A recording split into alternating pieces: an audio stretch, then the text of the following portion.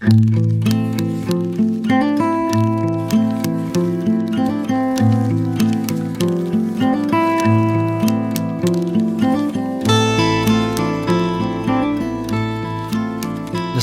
is the mother of invention, and invention, the engine for survival. This is Daedalia, Chapter 6, The Pinch Hitter. I'm Ben Wakeman.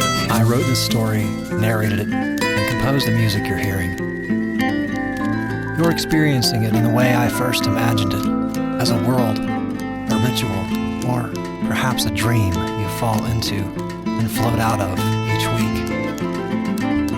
If the story of Daedalia pulls you in, you can subscribe or leave a comment on my website, catchrelease.net. That's how I know you're out there. Previously, in the journal entries from 1987, when Kelly was just 16, she wrote about her early obsession with drawing as an escape from her abusive home life and her attempted suicide. She also wrote about Ona, the voice she hears in her head that inspires her to draw.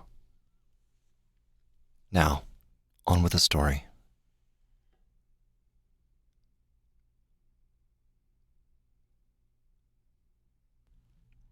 This is the point in the story of Kelly and Lefty that you might imagine as some kind of montage in a biopic, where we see them at a dozen art festivals with close-ups of money-changing hands, Kelly hunched over a canvas late into the night working furiously, and the two of them toasting to their success amidst a crowd of beautiful people in a prestigious New York gallery at the close of a wildly successful opening. But that's not really how it happened. When Lefty has talked about that year, and he was feeling generous, he would describe it as a year of growing pains. On other occasions, he would describe it as Kelly losing her fucking mind. He was still years away from an understanding of what he was dealing with, but he couldn't look away. He managed to get Kelly into more art festivals in the months that followed, but no pieces were sold. He became increasingly frustrated.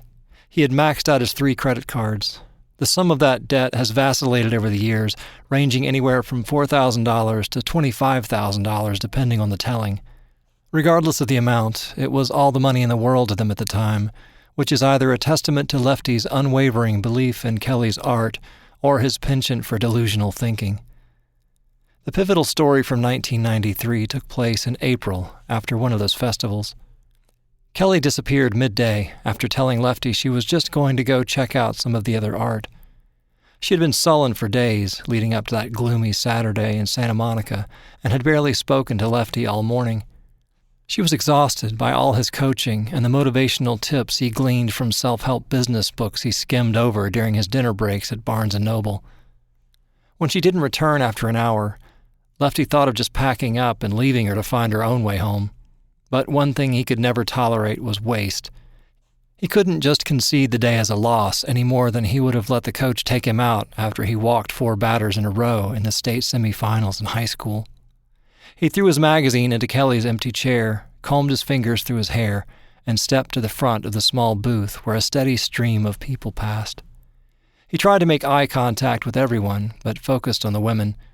He always led with a simple greeting and the flash of a smile. If they responded, he would follow up with a curious squint and a tilt of the head, as though he recognized them from somewhere. Often this was enough to make them slow just a beat, just enough for him to step forward and say, "Can I show you something really cool?" His magnetism is legendary now, but in those early days, I imagine there was a rawness to it, a greenness that was probably off-putting to most, which is why he was relentless.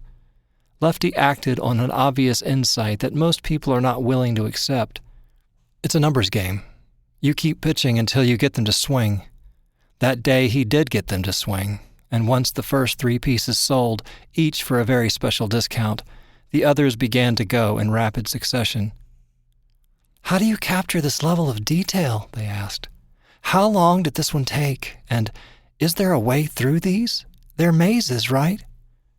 Lefty has said that by disappearing, Kelly gave him no choice but to step up. He's also said that had he not been so angry at her and stressed over money, he would never have reprised this accidental role as the artist. But that day, K.A. Mudd answered all the festival-goer questions with studied modesty. Once he had them interested, he knew how to dim the wattage of his smile to draw them closer. He spoke just above a whisper as he stood before one of the pieces, drawing them closer still. He confessed that he didn't really know where the work came from because he went into a kind of trance once he started drawing. Some visitors might have rolled their eyes, but most didn't. They wanted to believe. He understood this. He recognized their desire, their gnawing hunger for something to believe in, because he shared this desire. So he sold them a piece of magic they could take home with them. "There's always a way through," he told them, "but not everyone can see it. It takes a special kind of person to sit with it, to hold the complexity of the whole thing in your mind until the way reveals itself." When he's described that day, Lefty gets a faraway look in his eye and his voice drops into a reverent register. He believes something happened that day, a shift or perhaps a swell that crested into a wave that he was able to stand and ride. It wasn't a deception. He wasn't a salesman, though he was selling. He wasn't an artist, but he was creating a vision. He had studied all the pieces and was the world's foremost expert on the artist up to that point. At odd hours of the day when Kelly was out, he had stood in his underwear, spooning cornflakes into his mouth, peering into the twisty patterns entangled with flora and fauna from the known world and artifacts from fantastical realms. He had lost hours standing or sitting in front of the sketches he had framed at his own expense. So when he spoke of trances, of being lost inside the work, he wasn't lying. By 5 o'clock, he had sold all but 3 of the 24 pieces they had loaded into the trunk and back seat of his car that morning and had made nearly $5,000. He expected Kelly to turn up any minute, but she was nowhere to be found. After loading the car, he wandered through the circuit of the festival as other weary artists were wrapping their unsold canvases in placards, sculptures and cases filled with earrings, bracelets, rings, and baubles, and loading them into crates and boxes to be lugged to their vehicles by indulgent partners, dutiful children, or the borrowed hands of a merciful stranger. Kelly was not chatting with any of them. She was gone. He stayed until dark, leaving the Corolla parked in its original spot in case she came back, while he made several more circuits around the downtown area on foot. He looked in coffee shops, a bookstore, and a place where they had gotten tacos once before. He walked through the 3rd Street promenade, thinking he should step inside one of the dim-lit restaurants with white tablecloths. He had earned an expensive meal. But the high that wad of cash in his jean jacket pocket inspired had gone, leaving him empty and worried. He settled for a sloppy gyro at a Greek place that smelled like bleach and was so small he had to turn sideways to let other customers pass while he was placing his order. He ate it standing on the street. When he returned to the apartment, he had hoped there would be lights on and that Kelly would be sitting on the couch. He would chastise her appropriately and then share the story of their success.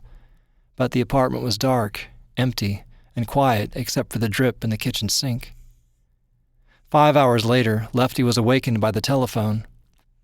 He picked it up on the 2nd ring. The gruff voice coming through the hum of static on the wireless handset was not distinctly male or female. "Are you Lefty?" Yeah, that's me. Who is this?" "I've got a girl here who gave me your number." "Kelly? She's with you?" "No idea who she is. She's not all there, if you know what I mean. Black hair, pencil-thin, glasses. Sound like your girl?" "Yeah. Who are you?" "I'm nobody, just a good Samaritan. Found her on my lawn. She was half naked, curled up in a ball. Look, you gonna come get her or what?" When Lefty parked in front of the modest house in a neighborhood off 15th Street, he saw Kelly sitting on the front stoop wrapped in an old blanket. There was a stocky old woman standing beside her with her arms crossed. When he crossed the tiny lawn, Kelly looked up with an expression somewhere between recognition and confusion. He had to coax her to stand, then handed her one of the big sweatshirts he dug out of the milk crates that served as a dresser for her back at their apartment. He got her settled into the passenger seat and returned to talk to the old woman. "Thank you so much for taking care of her. I'm not sure what got into her." "The world's a dangerous place. You need to watch out for that girl. You're lucky it was me who found her and not somebody else." "Did she say anything to you about what happened? I was looking for her all day." "Not really. She did talk, but it didn't make any sense. I worked for years as a nurse in the ER, saw kids like this all the time, drugged out of their minds. Kelly doesn't do drugs.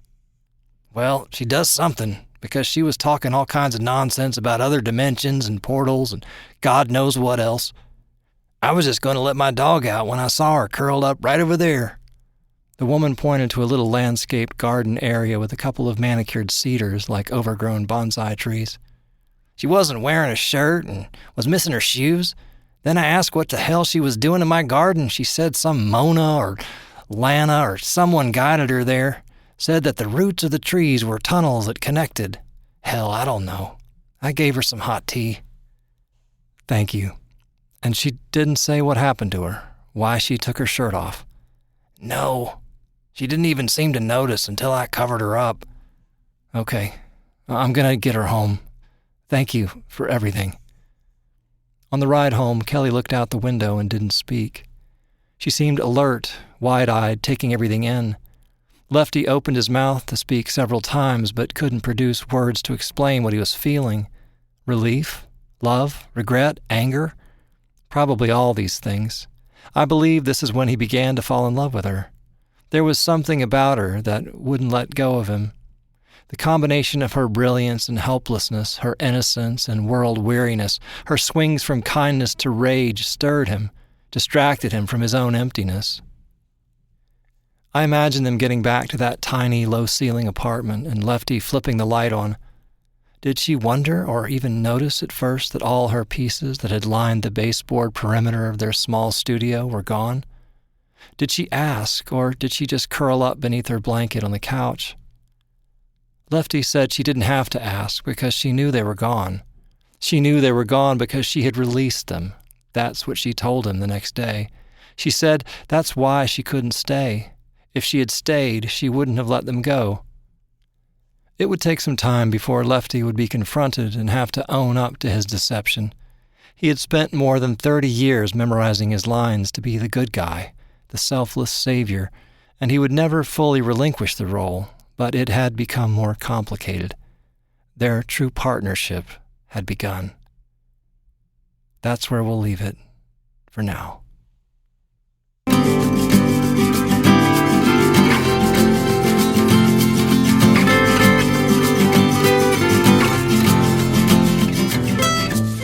If this chapter stayed with you, I'd love to hear what lingered. Please leave a comment or share it with someone who likes the long way into a story.